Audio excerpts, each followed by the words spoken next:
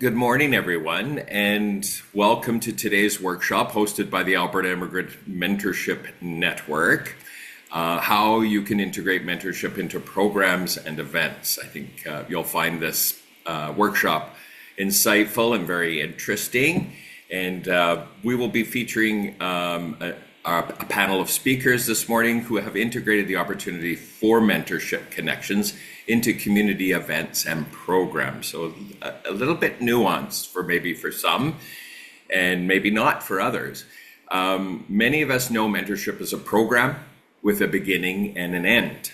But in this session, we'll invite you to see mentorship differently, not as the outcome itself, but as a medium, a tool that can flow through programs and events to create deeper community connections and lasting outcomes.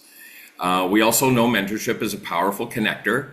It's not only about professional guidance, but also about building confidence, fostering belonging, and creating opportunities that ripple through communities. What makes mentorship so unique is its versatility. It can happen formally or informally, and there's a number of you who are running formal programs, one-on-one or in group settings, and some of you have experimented with that. And as well, we'll hear today, even woven seamlessly into community programs and events. The impact is profound, as we know. When mentorship is integrated into the fabric of community life, the benefits extend far beyond the mentor and the mentee. It strengthens networks, reduces barriers, and amplifies the resources we already have, all while being cost-effective and sustainable. Today's panel brings together community leaders who have creatively built mentorship opportunities into their initiatives. Their experiences will show us how mentorship can be more than a program. It can be a mindset and a practice that enriches all of our work. So this workshop this is our plug for the AIMN group, is a part of our 2025 workshop series. For those of you who are new to Alberta Immigration Mentorship Network, you can find our website at AIMN.ca. That's AIMN.ca. AIMNA is an initiative led by Edmonton Region Immigrant Employment Council, ERIC, to support the culture of mentorship for more inclusive communities and workplaces. Just a funder acknowledgement, Eric is grateful to the Edmonton Community Foundation for their support of AIMNA for the 2025 year. And it's time now to provide the land acknowledgement. So as many of you know, Edmonton is located within Treaty 6 territory and within the Métis homelands and the Métis Nation of Alberta Region 4. We acknowledge this land as the traditional territories of many First Nations, such as the Nihiau, Cree, Denisiling, Dene, Nakota Sioux, Stoney, Anishinaabe, Saulteaux, and the Niitsitapi, the Blackfoot. The city of Edmonton owes its strength and vibrancy to these lands and the diverse Indigenous people whose ancestors' footsteps have marked this territory, as well as settlers from around the world who continue to be welcomed here and call Edmonton home. Now, it's my pleasure to introduce to you to the speakers on this panel. We have today with us Salome Asea. Salome is Director of Programs and Accountability with the Africa Center in Edmonton. The Africa Center offers the Ujima Fellowship Program. Hopefully I pronounced that correctly, Salome. And with us today as well is Juan Arias, Mentorship Coordinator with CARE's Red Deer. And Juan is the Alberta Global Talent Coordinator with CARE's in Red Deer. And our last panel speaker is Christine Parent. Christine is the Manager with People and Post-Secondary Engagement at CPHR Alberta. So let's just kick this off. And I'm going to start with Salome. Can you describe how you integrate mentoring into your organization's events or programs? Yes, thank you. Thank you for having me. So, um, maybe I'll just give a little bit of backstory. The Ujima Mentorship Program, well, maybe I'll start with Africa Center, is we're the largest Black serving non-for-profit in Western Canada. And our mandate is to create opportunities for access for full participation of African descent community in Alberta. And to me, what that means is how do we make and take all the talent and skills and representation and bring that out into the community and give it that platform that it needs to strengthen our whole community as Canadians, right? And so when we have our mentorship program, it's really about giving community members access that, as a newcomer, they may not normally have, that somebody else might have already a connection with their parents or their time that they've been in this country. And so what we do is with the UGMA Fellowship Program, we're allowing we have our fellows ages 16 to 30. They come and they build capacity by doing our leadership program. It's in partnership with NATE and the federal government. They do a leadership training course where they understand systems and processes about how boards work, leadership, all of that, all of the necessary skills that they would need to show up as their best self. And so then what we're doing is building the capacity of our young people and then putting them in spaces where they might not typically have access. So in boards and in those spaces, that's when they get to network and reach out and really put their best foot forward to be seen for all the capacity and all the capabilities they possess, and really contribute in that way. And so using their unique voices. So the question, sorry, I went around, is how do we integrate that into our programs and sorry, into our programs or into our events? Yeah, into your organization's events or programs. Our programs. Yeah, well, it's everywhere. It's integral. We have mentorship there's the UGMA, but we also have our youth programs, where we have youth mentorship within our basketball, within our we have several other mentorship tutoring courses. So that's for like young kids. And then now when we're dealing with the 16 to 30 age range, that's how we bring in our youth. So not only do they come in for their courses and then they end up in these boards, we also have them come in when we have, let's say, our AGM. That's how they get to network and speak to people in the community. When we have other events, we have our gala. We have so many different events that they get pulled into, and it's just through that making that one contact. And I think not just youth, but just people in general, we kind of get stuck in our heads about like who we know and what we know. And all it takes is one simple conversation. I had an Uber driver yesterday. I came from a trip, and he was telling me what he was interested in. And I was able to connect him to two or three people in that Uber drive. So this is some of the ways in which, through our programs, through our activities, through just having them come as volunteers. Volunteering is another great way that we have our mentors get involved. And then when they're in their organizations, when they do get their fellowship placements in their boards, they're also encouraged to volunteer and to work within the boards on a project, right? So they'll have a capstone project where they're going to be working and creating programs so they can really show their capabilities and really shine. So I hope that answers the question. I kind of went around, but No, hopefully. that sounds great, and it sounds like it sounds like there's formalized and informal sort of approaches, and I love the experience you had with the cab driver. Sounded like a lot of active listening, and basically that transference of information that goes on. Sometimes we don't even know we're mentoring if you or incorporating mentorship values or touchstones, and I love that sort of comes in it sounds like it's impregnated into your day to day, right? Absolutely. Absolutely. It's everywhere. And one thing that I always encourage is for our youth or just people in general, have your elevator pitch ready. How can you contribute to this conversation and let them help people make those connections? You never know, it might not be them who can help you, but who they can connect you to, right? So who you are, what you're good at, or what you're interested in, and then letting that person kind of take it from there. And you never know where it'll take you. So it's Yeah, it's it sounds a lot of planting of seeds, isn't it? absolutely. That's awesome. So I'm going to just maybe ask the same question to Christine. And what are your thoughts on that? And how do you folks at CPHR incorporate or use mentorship as the medium? Great. Thank you so much for inviting me today.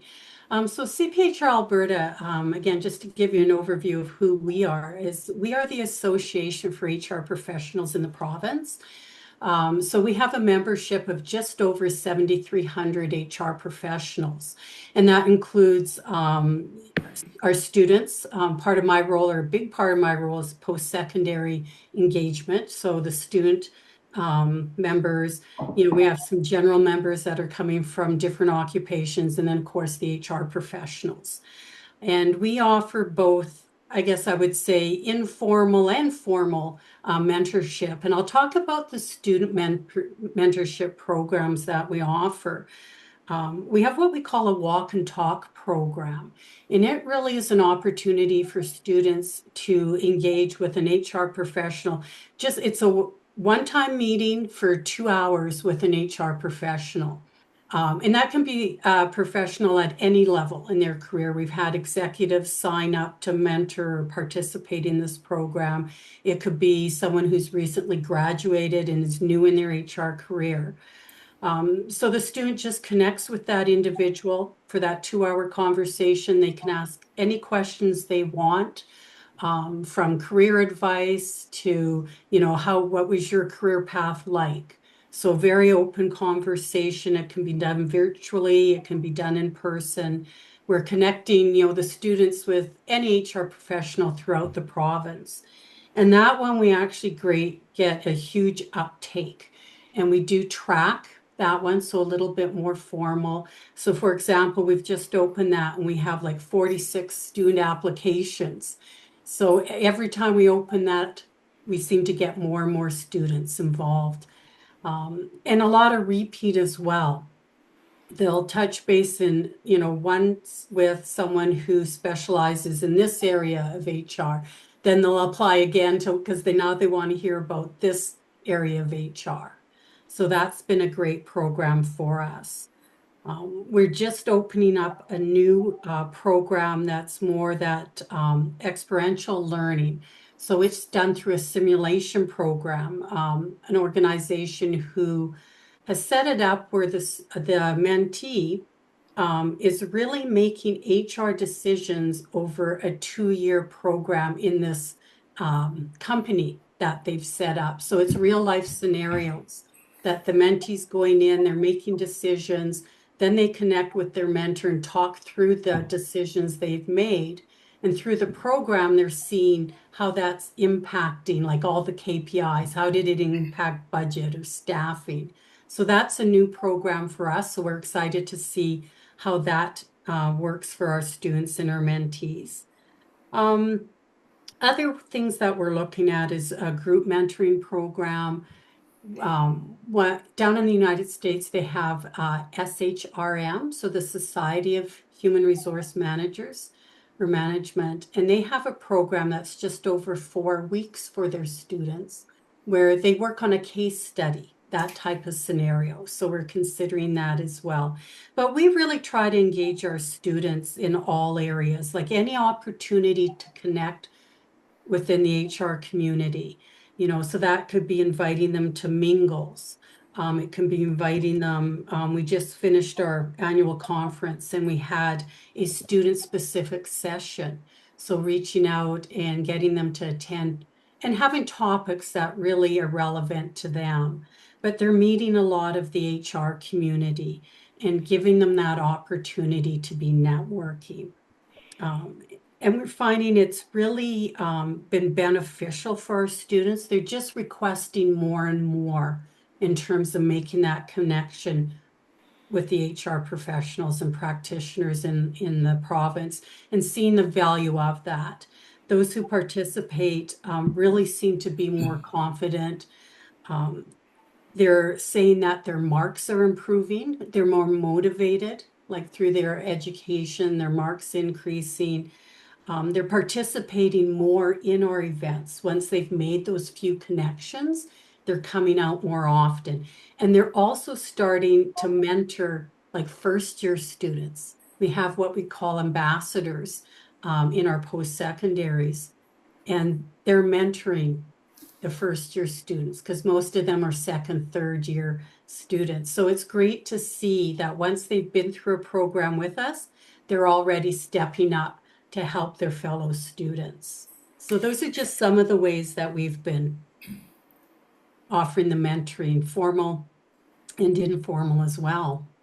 Yeah, I'd like to ask you a little bit more about the informal, but I love the formalized. I love the fact that you folks are experimenting, and I think that is the spirit of mentorship. And I know, we're often faced with, different ways of, instructing people to get to that next level.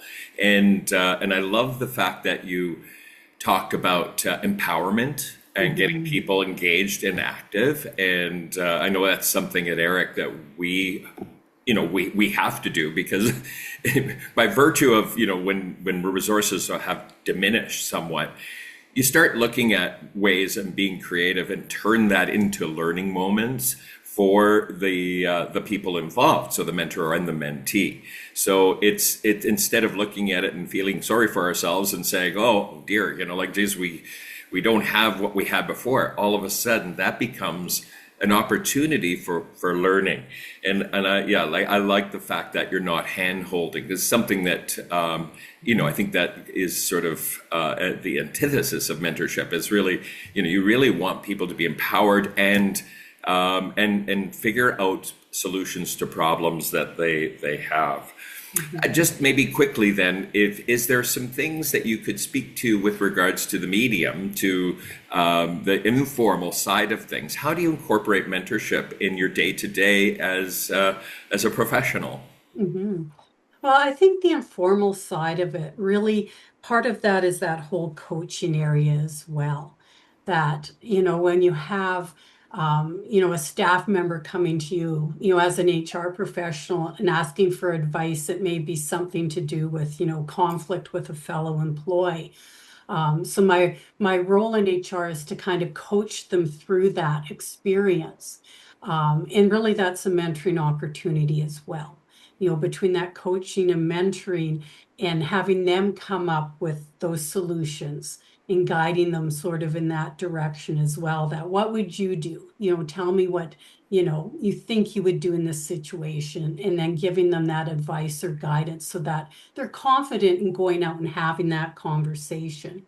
So very much a part of HR's role is that whole coaching and mentoring area.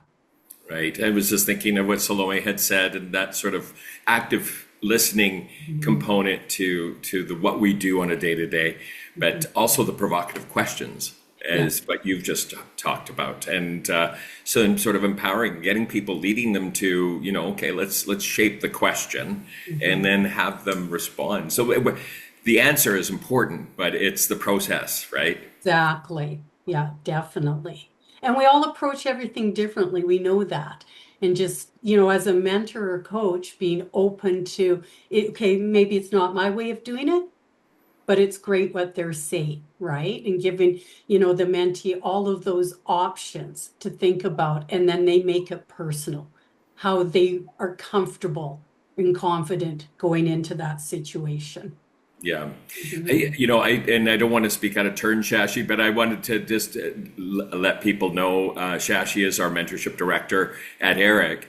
And I think to the point that I had made earlier, with diminishing resources, we had to come up sort of with some creative responses to some of the activities, and in that process of identifying mentors and in the recruitment of mentors. And that's always a challenge, I'm sure, for all three of you on the panel. And I think for everybody who's participating today, this is our ongoing challenge. How do you recruit?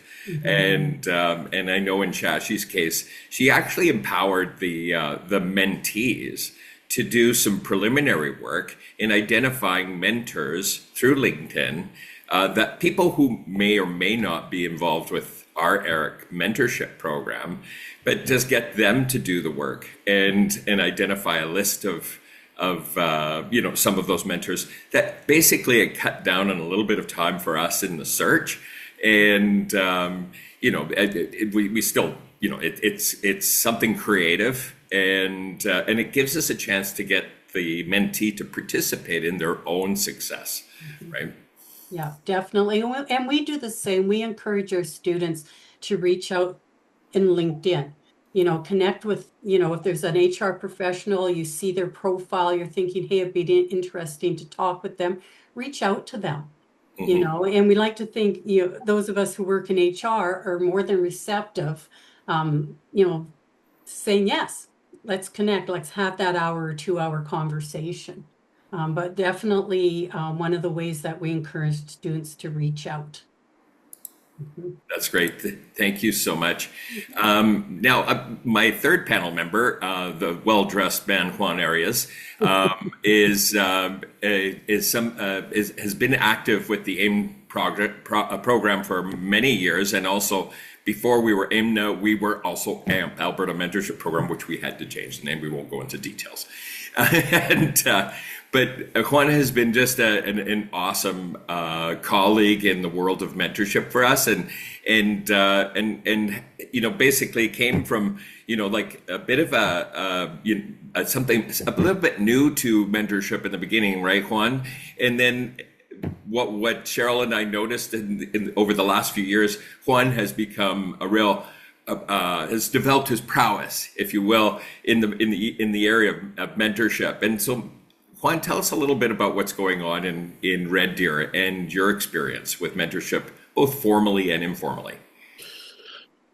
Well, that's a load of questions sometimes because at the beginning, it was very difficult. That we started off for like the whole year. On my first time at the in this role was 11 mentorships throughout the year, and just this we started our fiscal year in May, and so from May up until now, we just finished 15 mentorships. And so it's grown so much and so fast at the same time. But one of the things that I had to really change my focus on, sometimes on the spot. And we also this summer, we did a walk and talk as well in the park, and we've had a lot of people that had HR background, and so we just so happened to have that a friend of mine was driving by Red Deer and wanted to have a coffee, and he just so happened to have 35 years of HR experience in logistics.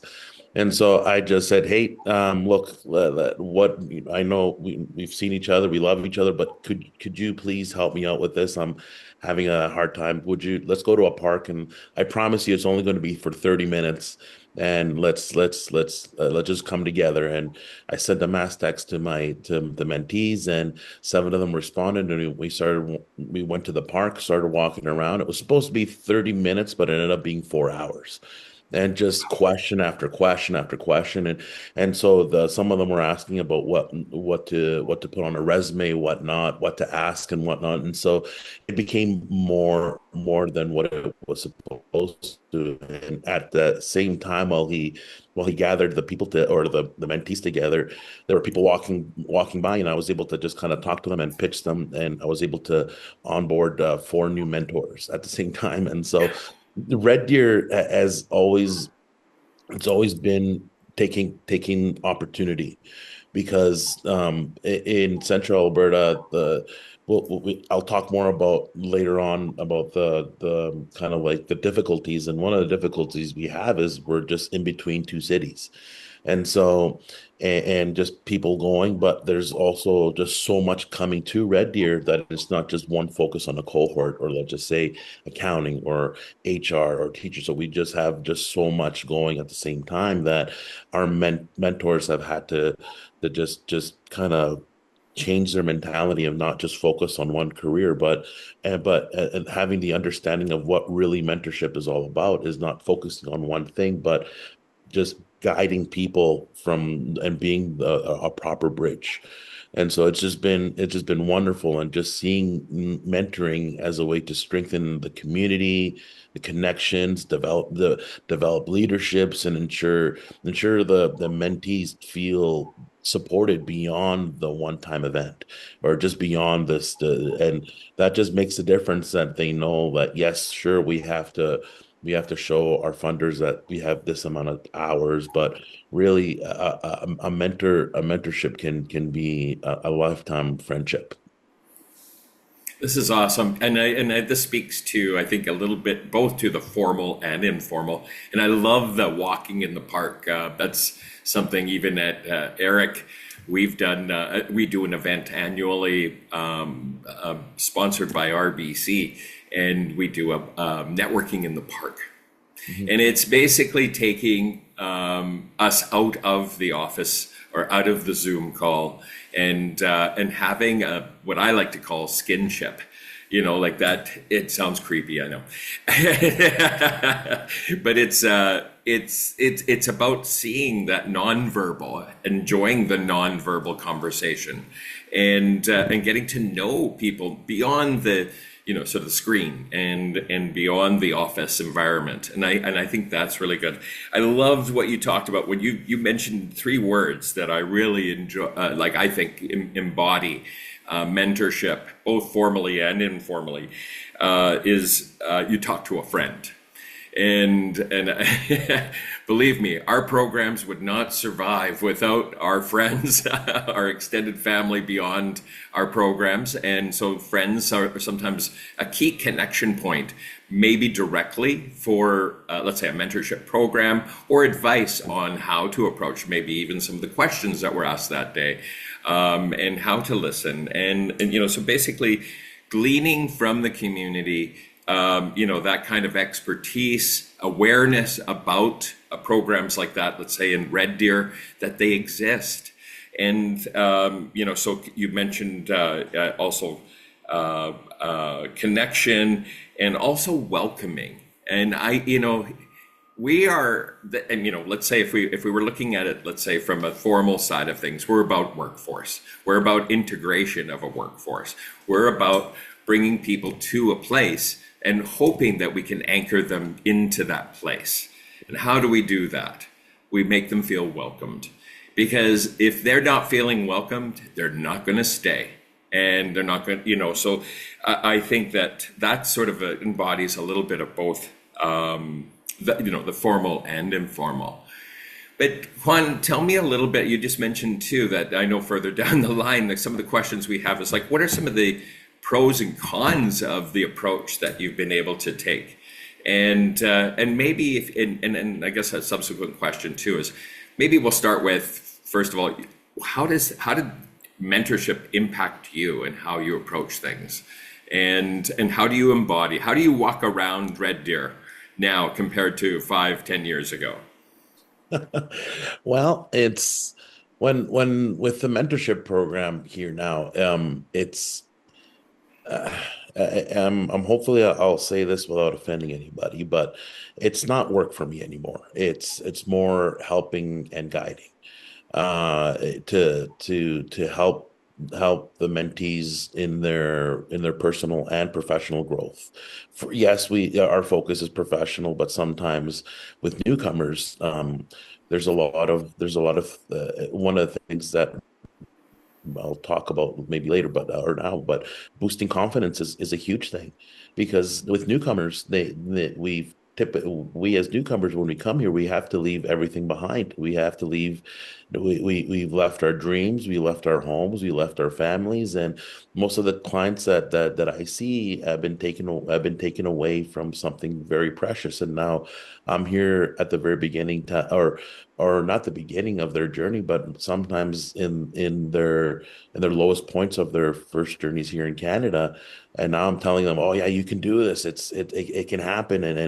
And so sometimes that's very hard because of all the things that they had to go through, and the things that the winter, just their first clients' first winters here are just so hard. And so now the mentorship program is there not only for professional growth, but personal growth as well, where we can build trust and have a sense of belonging as well, and creating a supportive group that will be there no matter what, and that will be there even after we've checked we've put the check mark on on their file and have kind of growth oriented environment where we're collaborating and not only that, we're also learning about culture. And so it's a good back and forth that not only the mentees are learning, but the mentors are learning when we engage with somebody from a new culture.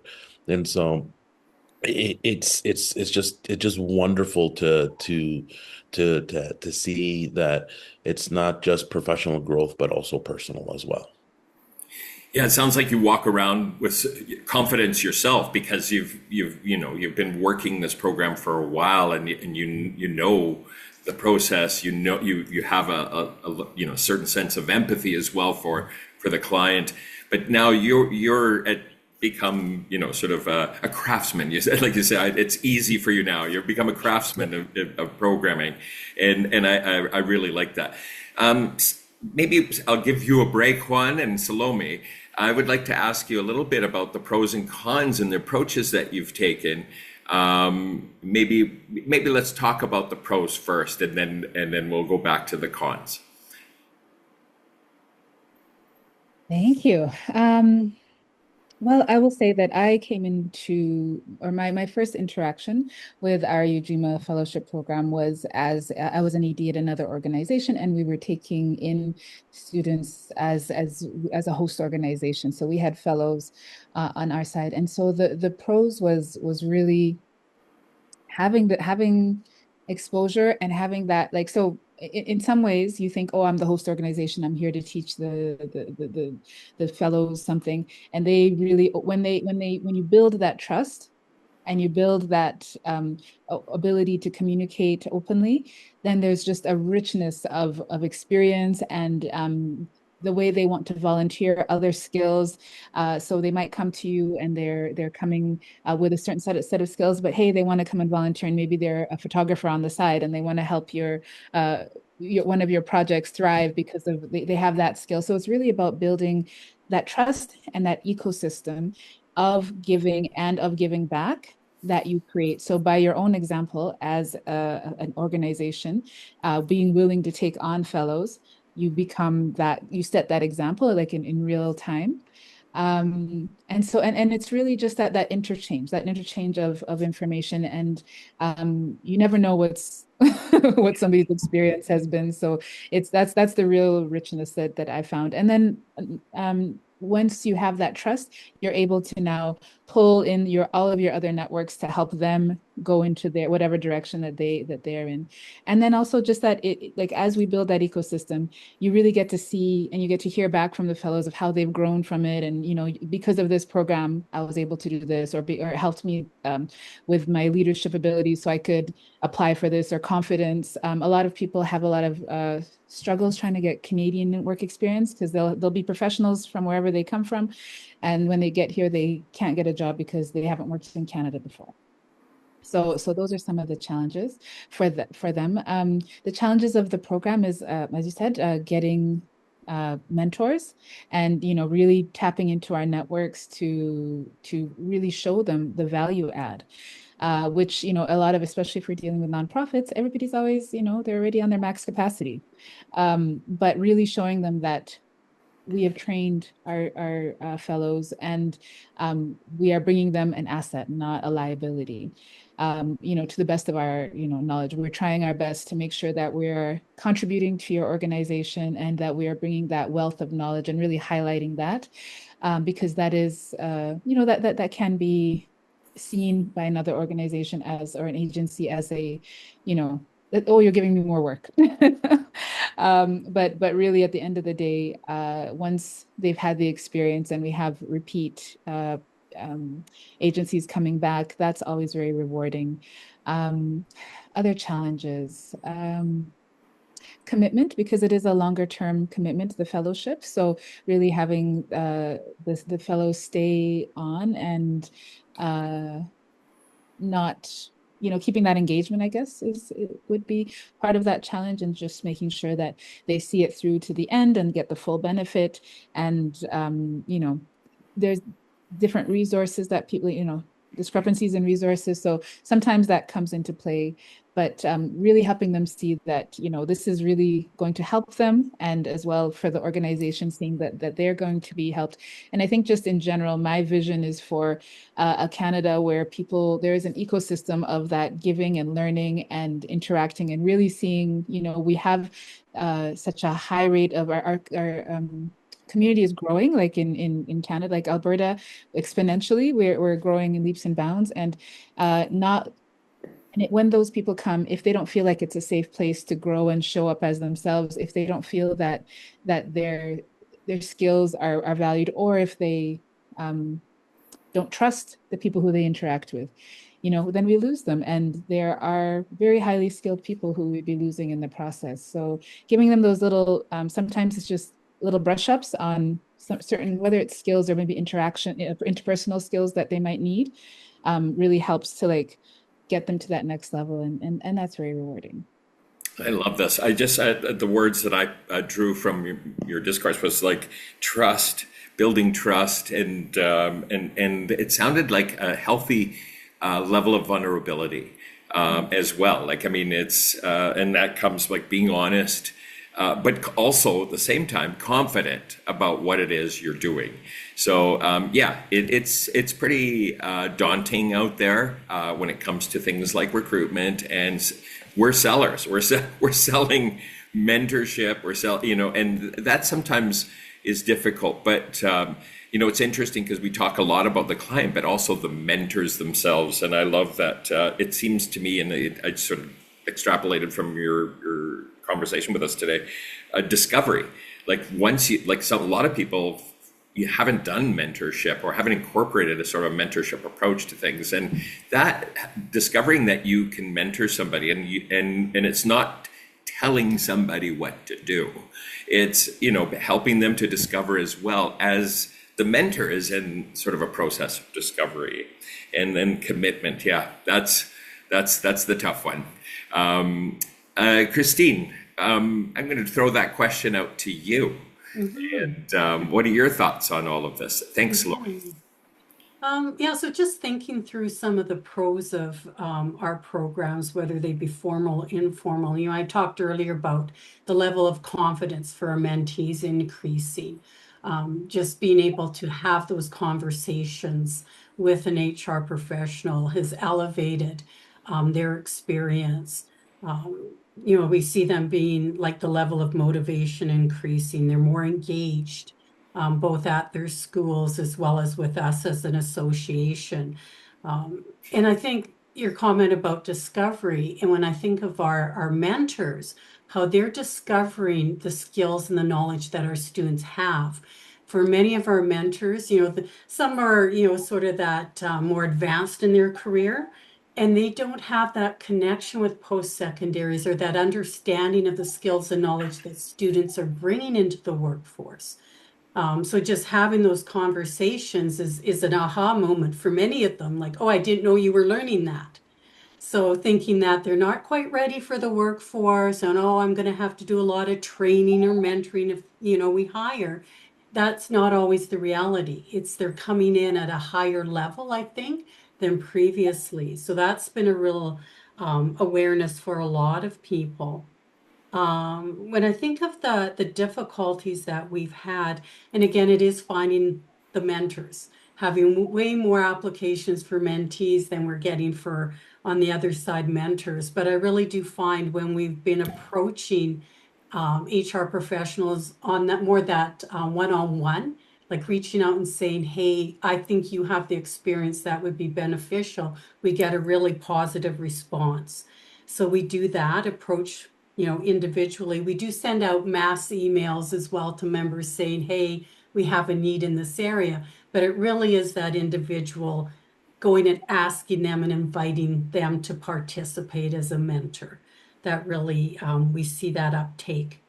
Other challenges, one that was a bit of a learning for me that I hadn't thought of, is when we think of our walk and talk program, what we were saying to students that, you know, you connect with an HR professional, they'll maybe invite you out for a coffee and you go and chat with them. and we had a student who, I think she was from Colombia, who said to me, being invited out for coffee is not a good thing in our culture or in our country. If somebody invites you for coffee, you need to phone the police. And it was just that aha moment that, okay, maybe that's not the best approach for all of our cultures that are represented, right? So just taking that step back and saying, is this the best approach for everyone? That whole belonging, the whole diversity question is, let's make sure we have conversations with individuals like our students from all of the cultures represented, and how would they like to be approached? What would they like to see? Rather than us saying, okay, this is what the program is, right? So it was just this huge aha awareness, even for myself, that, okay, what's our approach and what do we need to change? So that was just one of those things that didn't impact the program too much, but for that individual, she did have to think twice about, okay, is this a program that's for me, if this is what that connection is going to look like. Love that. I mean, I think that, and I know in our experience at Eric, like having the conversations, onboarding is so important, and having sort of the discussions prior to an engaged relationship, a mentored relationship, is really important. Now we talk about cultures. That's true. I think that's for sure. That's very evident. But there's also the demographics. Yes. As you earlier mentioned, having older folks that may have learned a bit differently, and younger folks coming in, and they also have learned a different way. So how do you get them to meet? And I think, in terms of that informal side of things, like being open, having discussions, respectful conversations, and discovery of how would you like this thing to sort of manifest, and because you don't want it to be prescriptive, and if it's you don't want that, okay, boomer, kind of sort of response to things. Even us as baby boomers, we have so much to learn from the younger demographics. So being open to those kinds of conversations and having those having sort of a shared understanding of how we learn and how we're going to have that interchange of information. Juan, I'm going to come back to you on this too. Some of the pros and cons in your experience. Well,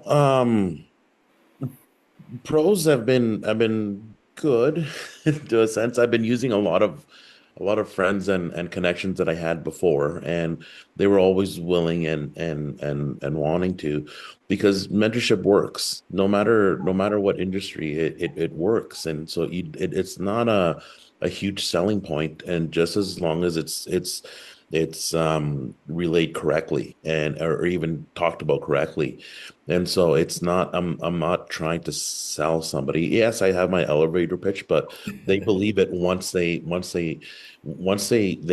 grasp that they're already doing it, but now we can do it differently and just kind of more intense. And so when I had the opportunity to do that at a school where I was at a parent teacher interview with my children, I spoke with one of the teachers and just talked about what I did, and they came up with the idea that at the time I had two teachers that were it was just so hard to find a teacher mentor, and so we made this opportunity to do a kind of like speed dating, where they had 10 minutes in each class, and just when they had when they had some downtime, the teachers, they were able to speak with them, speak with principals, and it was just a wonderful a way for them to connect to teachers, or just be in that field.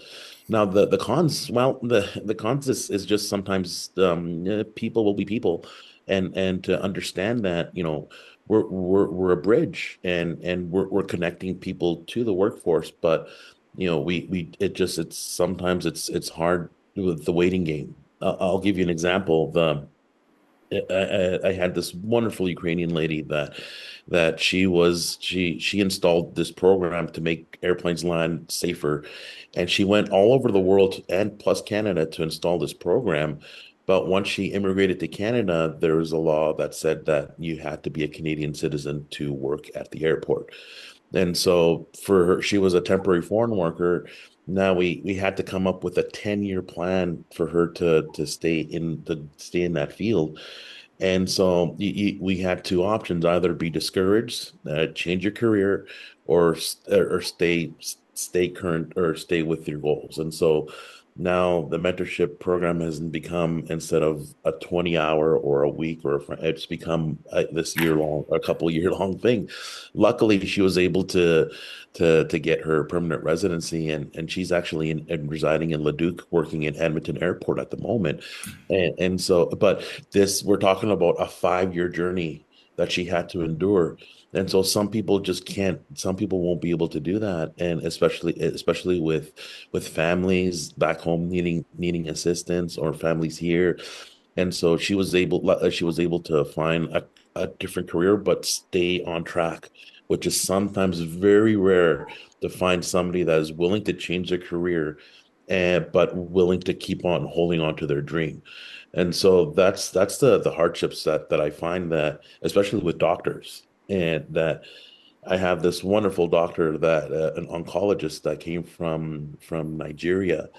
It has his master's, has his doctorate, but just cannot work in the field here in Canada. And he's, depending on whoever's on the call, depending on, I'll say, an age, and you might think it's either old or young. For me, it's young, because he's 50, but Canada says that for retirement age is about 60 something. So he still has about 15 years left of work experience in Canada. And so we're wasting 15 years of talent that Canada can have just because of certain rules. And so now with his master's and with his doctorate, where do you go from here? And that's the challenge that I have sometimes, is that sometimes people just want to give up on the program because we have to change careers, or they just don't want to do it because it just, all the years that the money and time that you've put into their career, now Canada's telling you you can't do that. And so that's the hardships that we're having. Yeah, because the work that we're all doing is to try and requite people's end goal or dreams, or careers, and it feels like a personal failure when we can't do that. And but yet, part of, I think, what we embody as practitioners out there, or adherents to, let's say, mentorship, is to look at creative ways as to how can we do this, like things like transferable skills. I know it sounds like a compromise or a consolation prize, but it's like, how do you keep the momentum going forward? How do you keep the motivation and the confidence up? Because you just don't want those folks to hide away, or cloister themselves in an apartment for years and months or whatever, and as they've given up. It's like, I think, as people who work in the area of mentorship, we're kind of a beacon of hope, if you will, or at least a catalyst to hope. And so I think that's really important. So yes, those are some of the cons. I mean, some of the stories that we all hear, people who are on that journey, it's a daunting journey. And especially if you're empathic at all, it's hard to hear those stories. And so it's, yeah, I guess maybe I'll go back to Christine. Your clientele is, or the people that you're working with, are people who are going to make a career of hearing those stories. And so, what are your thoughts on this? I mean, and this is the job that you signed up for, and what's going to make them, sort of astute practitioners in the CPHR world? Yeah, I think a big piece of it is, as an HR professional, educating myself, right, in the challenges that others are experiencing, and being able to have those conversations with others, trying to understand their experience, and then having some options available, and just trying to keep encouraging them. And part of it too, I think, is important. Try to, connect the individual with a mentor who has lived a similar experience. You think of, in this case, the doctor or the physician, maybe there's a mentor that you can connect him with who's been through a similar experience, just to give them that, I guess, that encouragement that I'm not in this alone. Others have gone through this experience. So I think it's that educating yourself on what people are going through, but then trying to find mentors that you can connect them with who've been through a similar experience that, I've been through this, but I made it through. You can too. So trying to encourage them through what they're going through. It's a hard road, and I guess how do you tell people that this hard road will be something they'll reference and maybe the impetus towards some success? If you tell them that today, they're probably going, yeah, right. But guaranteed there will be a time where they can reflect back on this. In fact, I would say a lot of our mentors have gone that hard road. They're the ones who've come back and said, I want to pay it forward. I want to give people shortcuts. But if you were, and this is the problem sometimes, asking people to be, complicit in being in a mentored relationship. It's like, yeah, well, it seems hopeless. So yeah, it's I think the person who's coordinating these relationships has to be careful too, like as to who you match that person with. And this is where I think, going back to what Salome had said, the sort of vulnerability, and honesty. We're all taking risks when we match people together. It's a risk, and Shashi's shaking her head. It's a risk, and it's kind of disappointing sometimes. Like when we miss the mark, maybe it doesn't happen often, but it's like, oh man, I thought this person would be really good at it, and then expectations were maybe they weren't aligned or whatever. But I'm gonna maybe go back to Salome and these. We've got till 11:15, but I would like to talk to Salome a little bit about, because you work with youth, and then and I'm wondering about the disparity of, like the, sort of I guess the world vision of somebody who's, 16 or 20, and a mentor who's 60 or in their 50s. How do you make that work? That is a good question. I guess I think one of the things is that communication and mapping out your expectations. I was thinking when Juan was talking about building those relationships. One of the things that I found crucial was that onboarding process where you're giving time for people to get to know each other, but you're also giving structure so that, let's say, if there's a busy professional, they are given a certain, like this is how long your program is going to be. This is, these are what's going to be expected of you, and this is the timeline, so that they can kind of like frame it a little bit in their head. And then the younger person also, like, the expectation is you show up, you turn your camera on, or whatever, you do this, you do that, and really being very, very clear about that, because in this day and age, especially with the younger the person is, they probably don't have a lot of experience talking and interacting. And then in this day and age of our cell phones, there's that, what do they call it? There's something like cell phone face or something like that, where people just interact like they're very flat. Yeah. Face, and that's not only for young people, but it's just a thing that if you haven't had experience, having somebody just point that out to you, that, hey, this could be a barrier for you if you don't address it, or if nobody's ever told you that, you need to make eye contact. That's a good thing, right? Now navigating those connections, I mean, maybe part of that is also our job as a facilitator to understand who the person is, like who both of them are, and where their alignments would be. And when you find that connection, that's a good way to like make that introduction. I think there's also those like speed speed dating kind of sessions that I think were mentioned, where you Yeah. can get a vibe. You can catch a vibe on like, is this going to work, or is this maybe not going to work? I love in my discovery sessions when I meet, there's some young people who are just so motivated and so just, you could tell them that there's an opportunity at the top of a mountain and they will like sprint there. And there's others who it's on your phone, just open the Zoom link and you will get in, and they just cannot. They just cannot. So there was another thing mentioned about the networking and tapping somebody on the shoulder. I think that goes both ways. So for the young person, oftentimes people will self-select themselves out of a situation, like assuming that it's not for them, assuming, oh, I needed da da da da da da da to be able to do this. And really, they don't. They just have to take a chance. And for the ones who are go-getters and who will be at the top of the mountain by noon, you don't need to do that for them. But the others, you really have to go, and you can't, it's not enough just to put posters up in their school or whatever and say, there's this opportunity. You have to have somebody on the ground or in some sort of capacity where they're like, hey, this is for you, try it.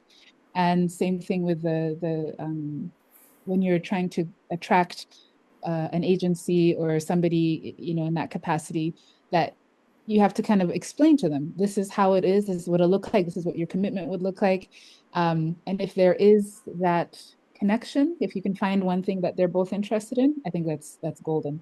But setting out those expectations, I think, is really clear. And then even like really little things, like I remember one year, before, I don't know if you guys had this experience, before people had really good access to DocuSign, it was really hard to get people to understand how to sign electronic documents. So those are like really little things that can take too much time, that you had no idea that would be like one of the barriers. But like young people may or may not have those skills. So making sure that they are good and that we facilitate that so that they can actually get to the, like, how do we interact? What are the things we need? What are your aspirations?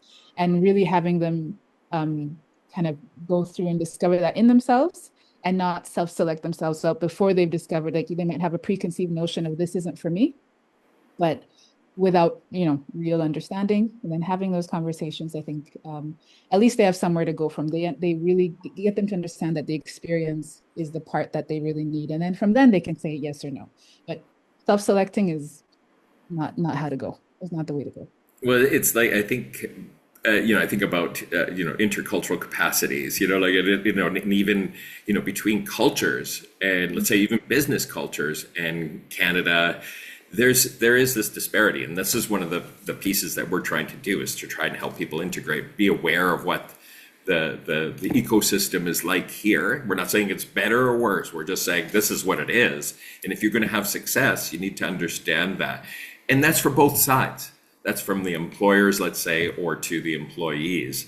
And I would even say to, let's say, the demographics, I just think, like, I'm a little bit older, and and I just think about, do I really understand, like, and failing, like, or making assumptions about, let's say, what a 16-year-old or an 18-year-old is thinking, and how they're, sort of moving ahead in their world. I'm basing it on my own lived experience, and that's not fair. That I can't make that assumption. And this is where I think some of these skill sets, as let's say, as practitioners in mentorship, that we listen and try to meet them halfway. And it's the same for the business community too. We can make assumptions, well, the business community doesn't understand, or the professional newcomer doesn't understand. Well, it's like, we all have to, have conversations and share that information so that we can move towards a successful outcome. And it's not easy. It doesn't happen overnight. It doesn't happen magically, but it's a commitment to mentorship and some of the tenets of mentorship, which is all of the things we talked about today. Now it's 11:04. Cheryl knows that I can talk all day. So well, and I'm just wondering if we could maybe open up for questions, people who've been listening to have questions, or panelists members who, have questions of each other. So, feel free to, put something in the chat, or just, raise your hand, or we're a small enough group, you could also just unmute yourself and pose your question. Yeah, go ahead, Tandy. First of all, thank you so much for the really insightful discussion around mentorship. My question is around that whole matching process. How do you facilitate or ensure that you're making as best of a match between mentor and mentee as possible? And open to the floor. Yeah, and I'd like to say we've got lots of wisdom in the room, panelists and non-panelists. So yeah, please speak up. So what we do is we actually review both the applications from the mentor and the mentee. Our applications, we do ask, again, because ours is around the HR profession, we'll ask such questions like, what areas of HR are you interested in? Different things. What is your experience in HR? Do you want to connect with a specialist in that area? Do you want to connect with a HR generalist? So we'll go through and we'll actually match according to what's on their applications. But the other piece is knowing who our members are. And we tend to get the same mentors every year. So you do get to know who these individuals are, if it's the same, 50, 60 people. And if we know our students, and sometimes we'll reach out to faculty and ask the question, like, do you know this student and what are they like to work with, to get a little more insight, or we'll have a conversation with that, the mentee, keeping in mind then, I think they connect really well with this mentor because we know the mentor as well. So I think the more you get to know about both sides, the better that you can match. I know that there's some software programs out there that they can match on their own, right? So that the mentee can go in, read the profile of the mentor, and then they can reach out directly through the software program as well. Even though, like we've talked about that for our association, it's like, well, we still like that personal touch too, when we know the people, the mentor, the mentee. So that's pretty much what we do at this point, is just really get to know the two individuals so that we can help them match appropriately. I'm more of a lot with I like having conversations one on one, and it just so helps to get a feel. And the more you do the mentorship program, or more you're a mentor, or more you're a coordinator, you kind of get a field of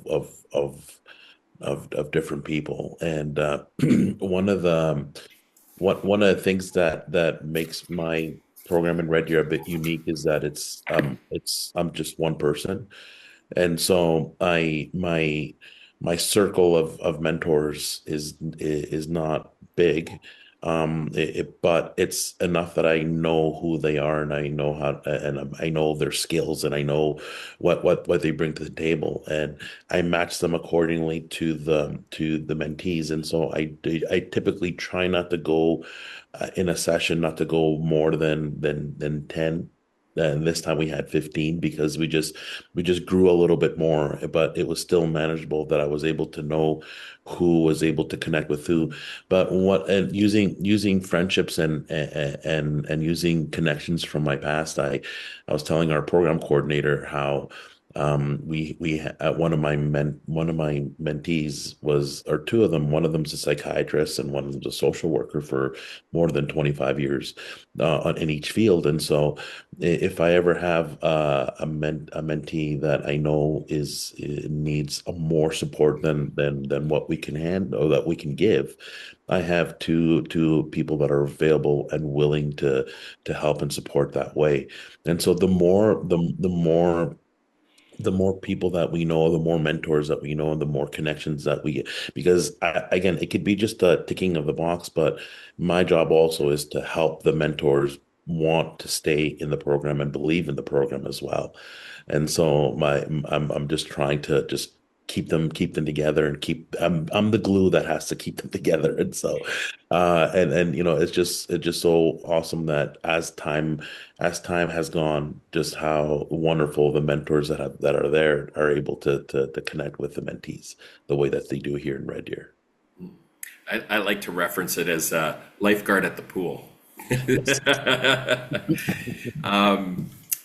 I'm gonna put Shashi on the spot and just maybe some. I know she loves talking about our program, so I'm sorry, Shashi, if I don't want to make you feel uncomfortable. But did you want to add something from the perspective of Eric?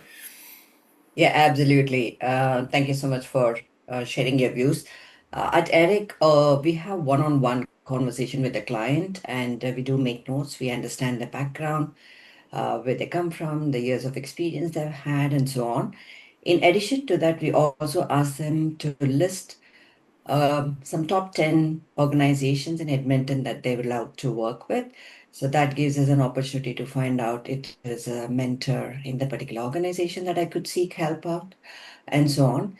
And as Doug said recently, I think 6 months back, we also empowered them to really come up with a list of uh, professionals on LinkedIn that they seem to have a good match to that experience. So that if we already have on our CRM, then it's just makes my job easier just to reach out to them. But if not, I try make new connections and see if there's a possibility of connecting them with the mentor that they are keen to work with. So this is how the process works. So we have this one-on-one for like say 1 hour. And as Jon said, I think it's very, very important to have that mentor relationship so that they love to come back to you or they can recommend you to any future mentors there in the program. But again, all the time there could be some kind of communication gap and so on. So that is something that's ongoing, and then we work with both the mentors and the mentees as well. And Christine, to your point, you said some time back that uh, understand the culture of the mentees, like know their background and so on. So I've tried different methods at Eric to see like, a good match. Recently, I was little appalled to know that I connected a mentee from a particular region in the world to a similar mentor from the same region, thinking that that mentor would be able to provide help. Because if somebody says, oh, okay, if I'm connecting Shashi to somebody from a mentor from India, maybe there's better help, better connection, better knowing. But then I was surprised to hear that the mentor told me, no, I don't want to mentor this person. He's from the same community. He's from the same country. I don't want. Give me another choice if you have. So it was quite surprising for me because, again, as Doug said, we all assume things. So my assumption was if you're from the same country, probably there's a better connection. But sometimes people just don't want to see you. They just want another mentor. So again, sometimes people specifically ask me, oh, is there somebody, a Canadian who could guide me? But here we are trying to understand the workplace culture and so on. So Eric's program is not technical at all. So, it's going back and forth and so on. So, but it's an interesting challenge. But again, no matter how much we try to kind of, accommodate our mentees and mentors, there's always going to be some kind of differences. Yeah, I just want to say that. Oh, thank you, Shashi. We are down to 2 minutes left, and I want to ensure that everybody gets back to work at 11:15 and honor your day and your time. Any other questions for the panel? It's been a great, robust conversation. I just love the nuances. I love the different facets of how you were all interpreting mentorship. And and I think that's the beauty of mentorship, isn't it? It's so malleable.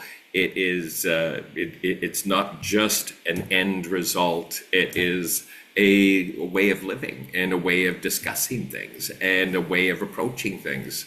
But you still, for those of you who are on the line, here's your chance to ask this, astute panel. Any other questions that you might have of their experiences? Go ahead, Shashi.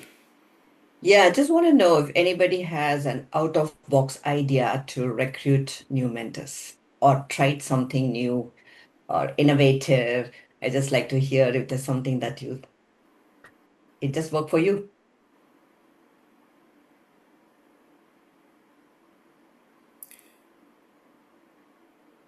There's got to be somebody. Don't know if it's, I don't know, because it's hard. Everybody's trying, their best, and sometimes it like it's those really simple, one-on-one of and really like reaching into your network. I keep coming back in my head, and I think as we are moving through our process, because it's always a learning, right? Like I think that's one thing about the mentorship thing is you're always you take one step and you're like, okay, this didn't work, this worked better, da da da da da, and you keep going. And I think it's like really within our networks and within our communities, really supporting and acknowledging the mentors who we currently do have in the way that is comfortable for them, to encourage them to keep doing it and to encourage them to also make bring on more like from their own ecosystems. And I don't know how, I'm just kind of like speaking out loud, but finding what their buy-in is. So like if somebody is they really like that acknowledgement, let's say, and you have a gala, and to having that be part of the culture, that you really recognize that contribution, because it's that in-kind contribution. They're not maybe donating $1 million to your agency, but really having that recognition and having that kind of at like the cornerstone or the bedrock of your organization, but also of like, I think that's something that we should, like, as we are all funding and everything is drying up in so many places, and we're just really struggling in a lot of communities, and it's like we can no longer rely on the capitalist model of just like using technology, or using like just, I mean, not using outsourcing things that we used to do where it was like face to face. It used to be a coffee, it used to be a this. So it's like, how do we as facilitators in this space really bring our communities or our networks together and encourage them in the way that makes them feel good, and makes and brings them a proper outcome that they would feel good about, but also recognizes them in a way that we can't give you $1 million to do this work, but at the end, are you motivated? Did you get that dopamine from this interaction? So I don't know, I'm just talking. Yeah, Thank you, Salome. Thank you. And also, we're not reinventing the wheel, and this is something that organizations are accidentally doing, and we are doing it on our own by accident sometimes as well. It's just that once we explain it, they understand, oh, that I'm already doing this, but how can I do this better? And so that's been my focus, is that I'm not teaching something new. I'm just laying out the foundation of what could be, and that's what's helped others understand what mentorship is about, because we've been doing this since probably the dawn of time, of where we've been teaching others to be better than us. And that's how I pitch it to people when recruiting is, I'm trying to teach somebody to be way better than I could ever be. Annette? I just want to add to all of you who are setting up these matches that as a mentor, something that's really valuable to me is last year at the ERIC conference, Doug had me and my mentee be a representative pair. And so we did a talk and sort of an interview. And so many people came up to me in the event or through LinkedIn wanting me to be their mentor. And I kept saying, that sounds awesome. Please go see Shashi at ERIC, because I knew that would come with those fences and those expectations and that orientation and the parameters. And I also know that if I do it informally, I don't know what I'm getting myself into. And it might be great, but it might be something I'm sort of in over my head, or I'm getting too many, like I can't do everyone. And I felt terrible because I didn't want to let people down. But I also think that value that all of you bring in creating that framework and that space and that the guidelines and everything was super valuable to me. And I also knew that Eric and Shashi and the whole team would give me a safe space to sort of be that mentor and not overload me. So it was kind of nice being able to be like, please just go. And, I might not be the best person either, right? Because there is sort of a value in what you're doing to create those matches, right? So I think there's a huge value in that. And I am grateful to what all of you are doing to make it a good space for us as mentors. Thanks, Annette, and I'm sorry I've taken you to 11:19, and I just wanted to say thank you all from the panel, Juan, Christine, and Salome, for participating in today's session. And it is an ongoing battle, and so one of the purposes of what we do with the AIM group is that we're trying to create a community of practice, and so that there are safe places for even us as practitioners. So like even for Shashi to say, hey, what's an out of the box thinking kind of concept? Like, who can you say that to when you're working in mentorship? Not many. And this is a group that you can.